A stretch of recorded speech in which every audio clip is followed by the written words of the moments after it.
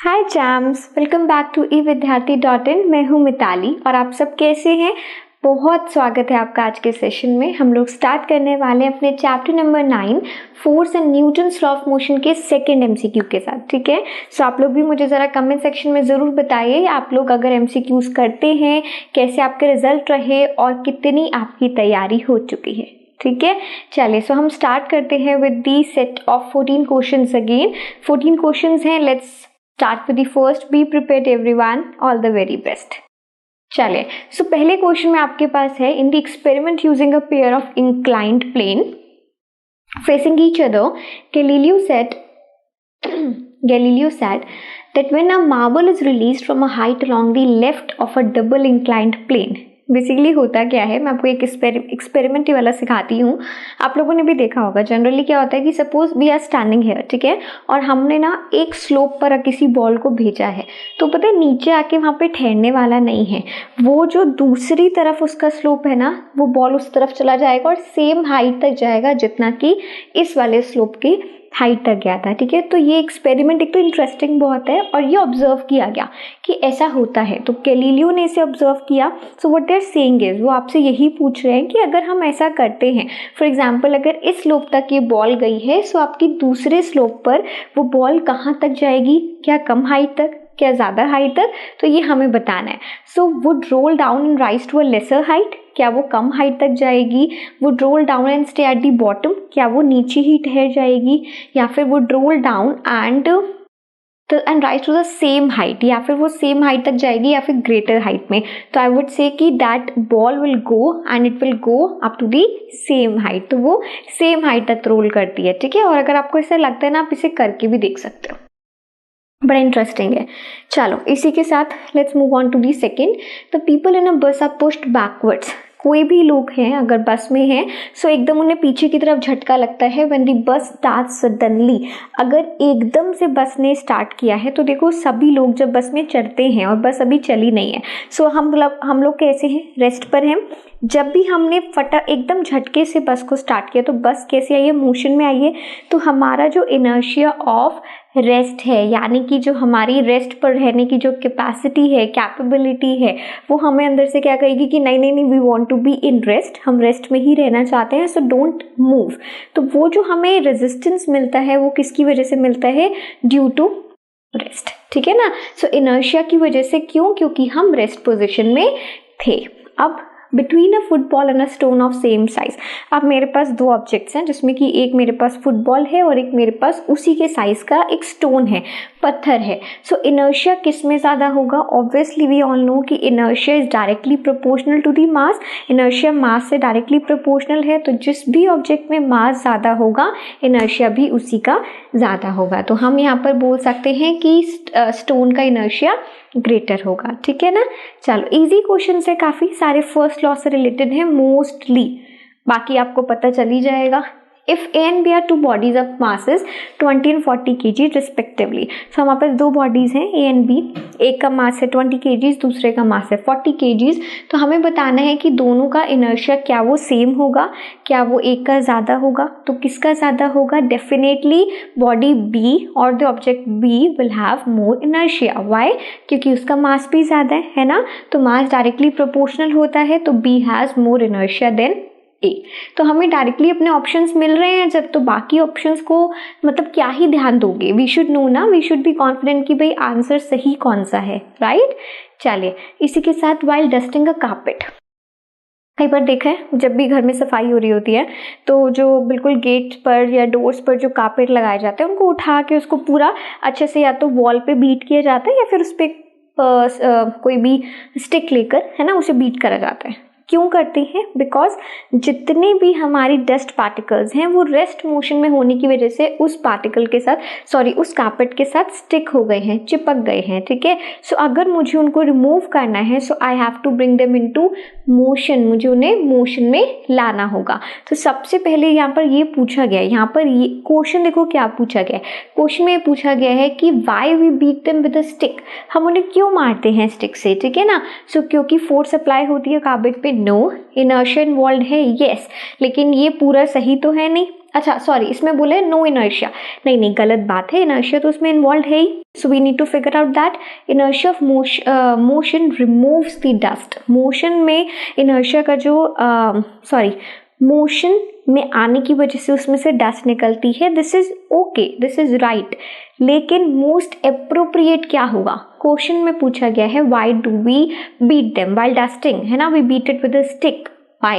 Because inertia of rest keep the dust in its position. क्योंकि inertia of rest की वजह से जितना भी dust particles हैं वो अपने पोजिशन पे रहते हैं, सो उसको हमें मारना पड़ता है so that उसका inertia चेंज हो जाए.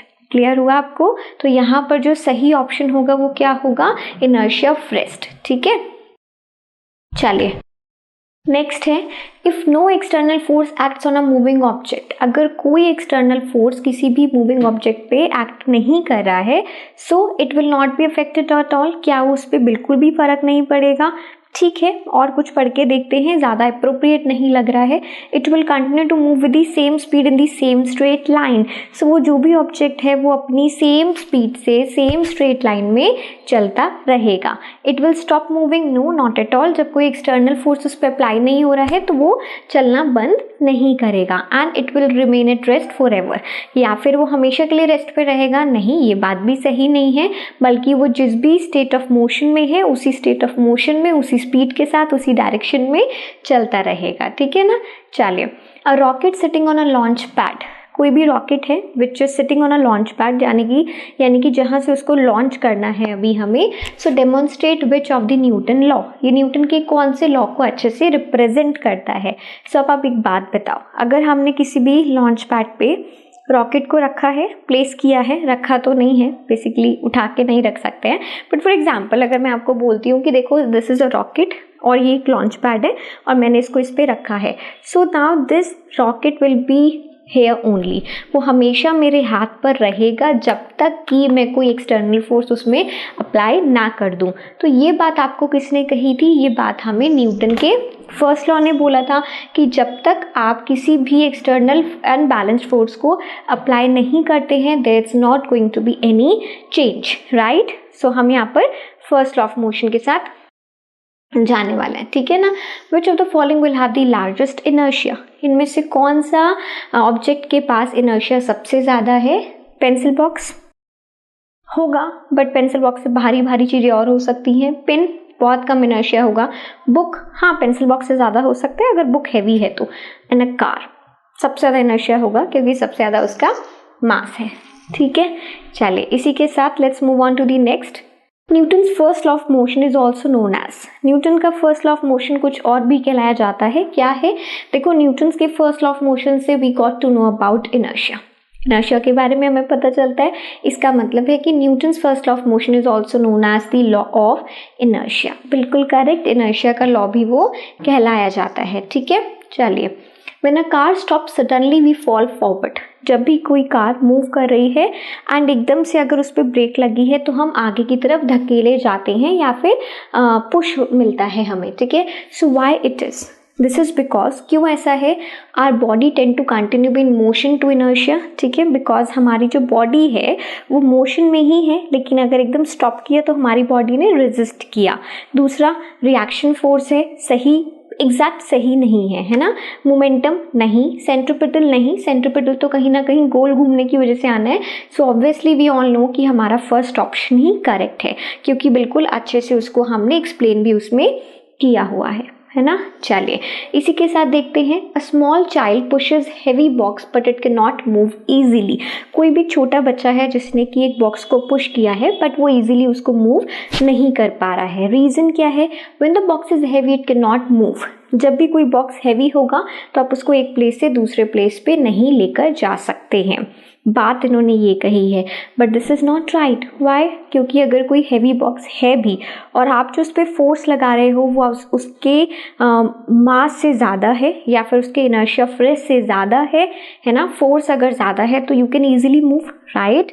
तो इसलिए हम यहाँ पर क्या कहेंगे कि आपका एसर्टिव स्टेटमेंट करेक्ट है बट रीज़न बिल्कुल भी सही नहीं है, ठीक है।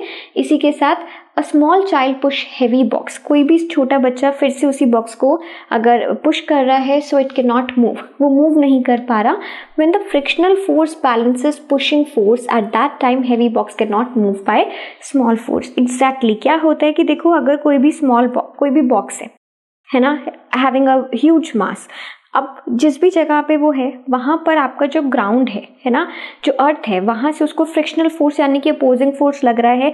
जब तक आप उसके फ्रिक्शनल फोर्स को ओवरकम नहीं कर, जब तक आपका फोर्स इतना ज़्यादा नहीं है कि उसके फ्रिक्शनल फोर्स को, अपोजिंग फोर्स को ओवरकम कर सके, तब तक आप उस बॉक्स को पुश नहीं कर सकते, राइट।